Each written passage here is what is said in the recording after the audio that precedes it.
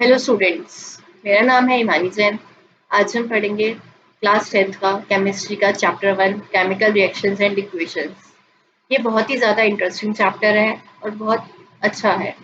इसमें हम केमिस्ट्री की इक्वेशंस कैसे फॉर्म होती हैं, इक्वेशन बनाने के लिए हमें क्या क्या चाहिए, कैसे रिएक्टेंट्स आपस में रिएक्ट होते हैं, कैसे प्रोडक्ट फॉर्म होता है, कैसे केमिकल इक्वेशंस कितने कितने टाइप की आपकी रिएक्शंस होती हैं, इसके अंदर हम वही सब कंसिडर करेंगे। तो केमिकल रिएक्शन के अंदर हम क्या क्या टॉपिक्स कवर करने वाले हैं।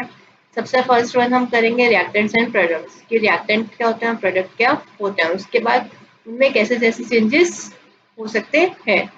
फिर केमिकल इक्वेशन क्या होती है, चैप्टर ही हमारे केमिकल रिएक्शन के बारे में, तो हमें ये पता होना चाहिए कि केमिकल इक्वेशन होती क्या है। तो हम चैप्टर स्टार्ट करने से पहले हम ये सीखेंगे केमिकल इक्वेशन होती क्या है, केमिकल इक्वेशन को बनाने के लिए हमें क्या क्या चीज़ों की ज़रूरत होती है। उसके बाद हम पढ़ेंगे types of reactions and different different type की इक्वेशंस हम इसमें फॉर्म होते हुए देखेंगे। केमिकल रिएक्शन के अंदर एक या एक से ज़्यादा सब्सटेंसेस जो होते हैं वो कंबाइन होते हैं और एक आपका न्यू सब्सटेंस फॉर्म होता है। जैसे आपका हाइड्रोजन ने ऑक्सीजन के साथ रिएक्ट किया तो क्या फॉर्म हुआ, water. Hydrogen plus oxygen it gives water. Hydrogen का सिंबल होता है आपका H2, ऑक्सीजन का सिंबल होता है O2, देन फॉर्म क्या हुआ आपका H2O। ये आपका केमिकल रिएक्शन होता है। एक केमिकल रिएक्शन हमने पीछे भी की थी जिसमें जिंक ने आपका किसके साथ रिएक्ट किया था, सल्फ्यूरिक एसिड के साथ रिएक्ट किया था, तो आपका क्या फॉर्म हो गया था, जिंक सल्फेट फॉर्म हो गया था, साथ में हाइड्रोजन गैस आपकी रिलीज हुई थी।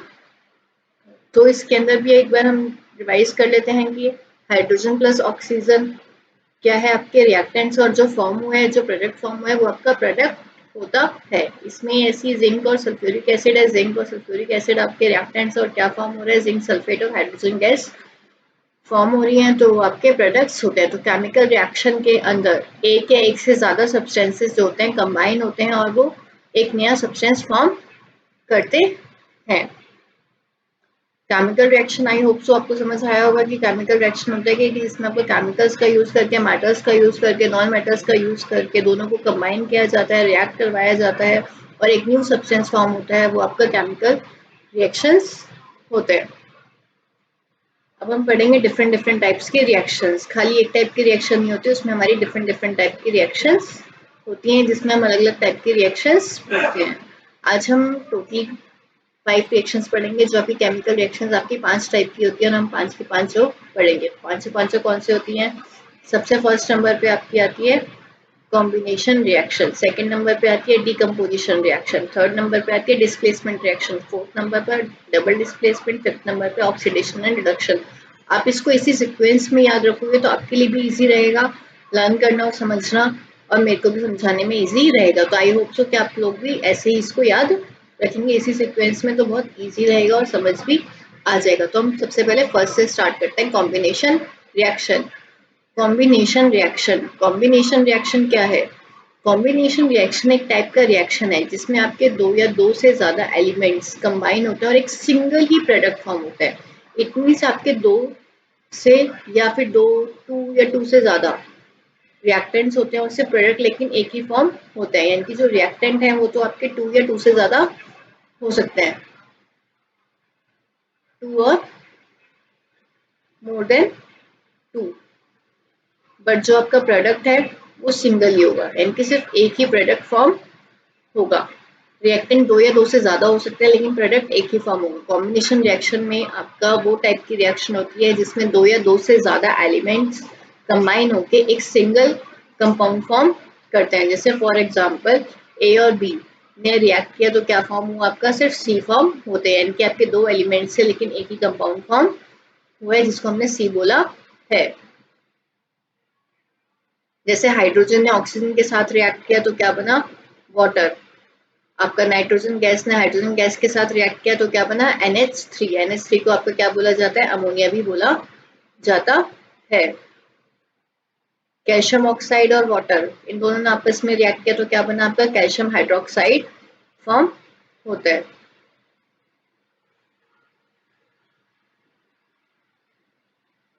आयरन, आयरन और सल्फर आपस में रिएक्ट करते हैं तो क्या फॉर्म होता है आपका, आयरन सल्फाइड फॉर्म होता है।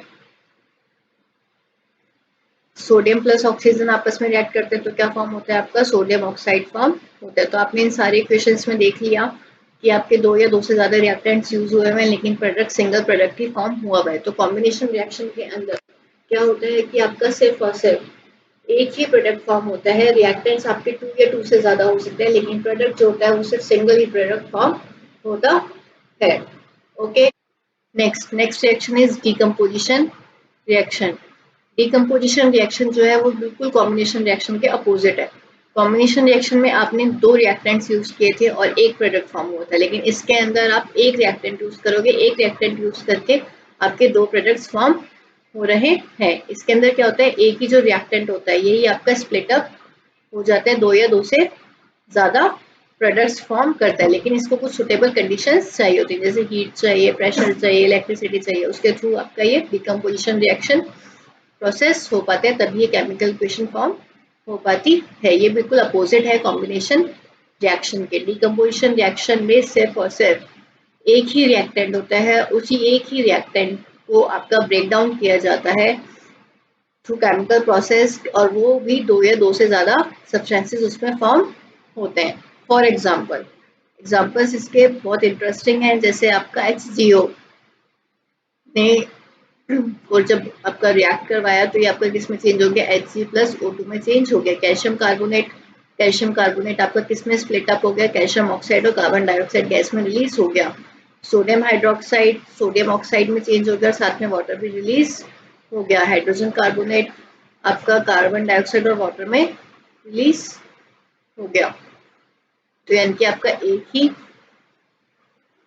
कंपाउंड था, उसी से आपका एक ही कंपाउंड से दो एलिमेंट्स फॉर्म हो गए, calcium carbonate, calcium oxide plus carbon dioxide, sodium hydroxide, sodium oxide and water. ऐसी डिकम्पोजिशन रिएक्शन के बहुत सारे इक्वेशंस होती हैं जो आप अलग अलग लेवल पे पढ़ सकते हो। जैसे आपके वाटर को भी स्प्लिट किया जा सकता है, जिसमें वाटर और को स्प्लिट करके हाइड्रोजन और ऑक्सीजन गैस को अलग अलग रिलीज कर दिया जाता है। Next reaction is displacement reaction. Displacement reaction वो होता है जिसके अंदर एक एटम दूसरे एटम को उसके प्लेस से हटा देता है। जैसे ए ने रिएक्ट किया BC के साथ, तो आपका क्या फॉर्म हुआ, ए ने बी को उसके प्लेस से हटा दिया, उसके प्लेस पे खुद आ गया, तो AC फॉर्म हो गया और बी अलग हो गया। ये एक तरह से आप एग्जाम्पल में से आपकी क्लास में एक बहुत मोटा स्टूडेंट है, वो आपके पार्टनर के साथ बैठा हुआ है तो वो आपको धक्का देके हटा सकता है। तो ऐसे ये करता है कि जो ज्यादा स्ट्रॉन्ग मेटल होता है वो वीक मेटल को अपने प्लेस से हटा देता है और स्ट्रॉन्ग मेटल उसके पास आ जाता है, और वीक मेटल जो होता है वो साइड में चला जाता है। फॉर एग्जाम्पल मैग्नीशियम हाइड्रोक्लोरिक, जैसे मैग्नीशियम मेटल है, इसने हाइड्रोक्लोरिक एसिड के साथ रिएक्ट किया, तो मैग्नीशियम जो है वो हाइड्रोजन से ज्यादा पावरफुल है, तो मैग्नीशियम ने उसका प्लेस ले लिया, तो क्या फॉर्म हो गया, मैग्नीशियम क्लोराइड, और उस हाइड्रोजन को उसके प्लेस से हटा दिया है। नेक्स्ट जिंक और सल्फ्यूरिक एसिड में जिंक जो है वो हाइड्रोजन से ज्यादा पावरफुल है, तो उसने भी हाइड्रोजन को उसके प्लेस से हटा दिया और कुछ प्लेस खुद ले लिया, तो क्या फॉर्म हुआ, जिंक सल्फेट फॉर्म हुआ और साथ में हाइड्रोजन गैस रिलीज हो गई। ऐसे आपके बहुत सारे एग्जांपल्स हैं डिस्प्लेसमेंट रिएक्शन के, जिसके अंदर जो वीक मटेरियल होता है, जो वीक सब्सटेंस होता है, वो आपका उसको उसके प्लेस से हटा दिया जाता है और उसका प्लेस एक स्ट्रॉन्ग मेटल ले लेता है।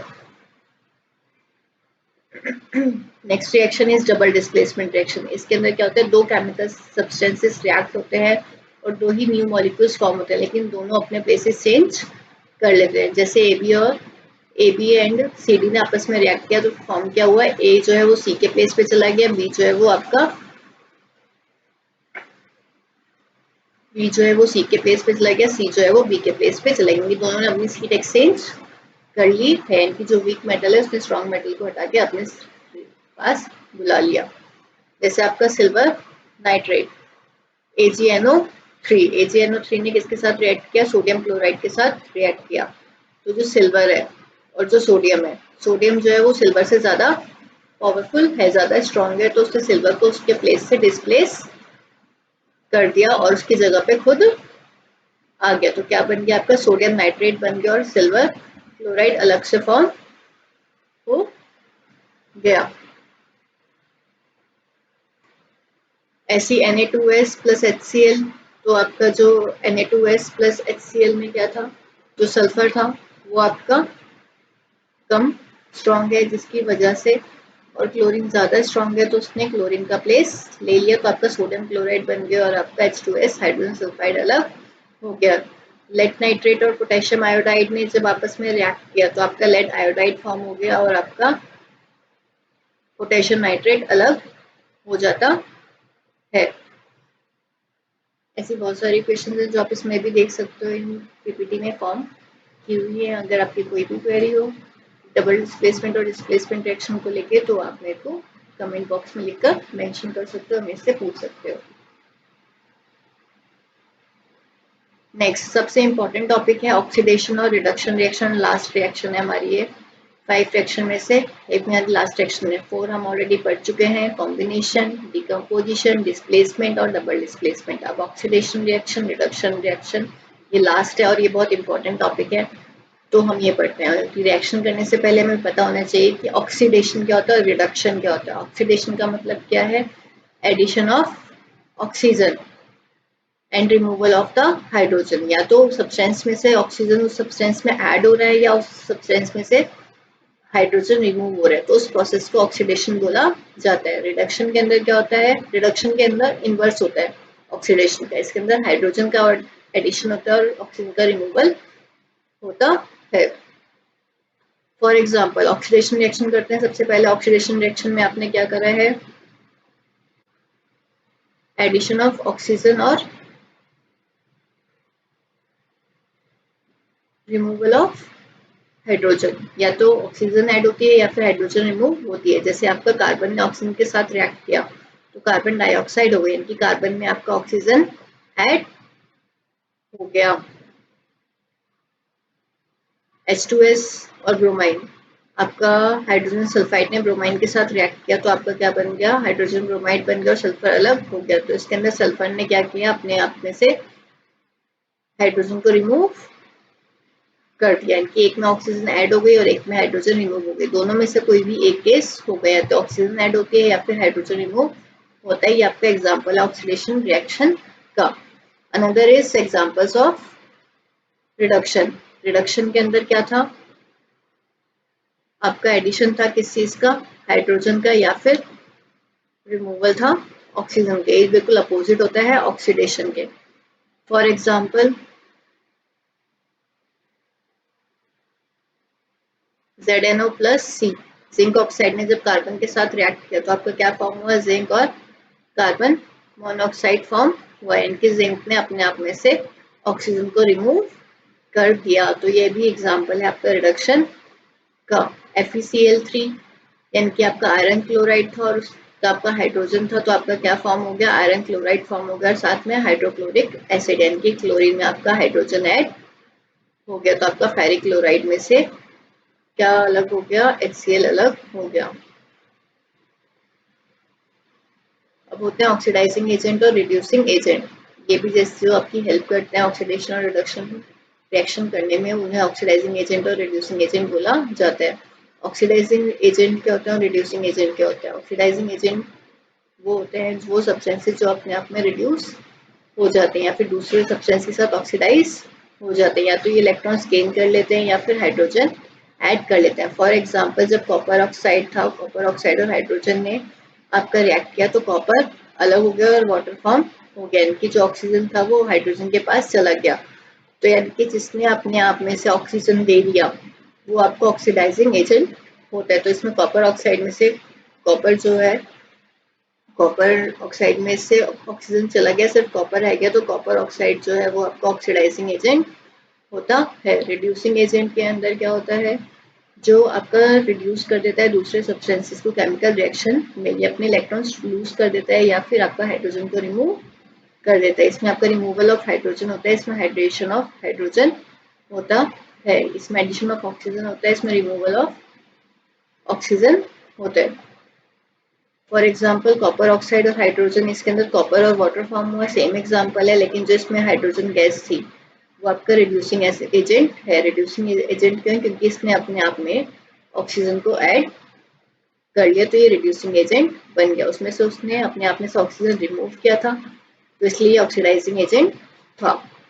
आई होप सो आपको ऑक्सीडेशन रिडक्शन रिएक्शन समझ आई, ऑक्सीडाइजिंग एजेंट और रिड्यूसिंग एजेंट आपको पता लग गया हो कि होता क्या है।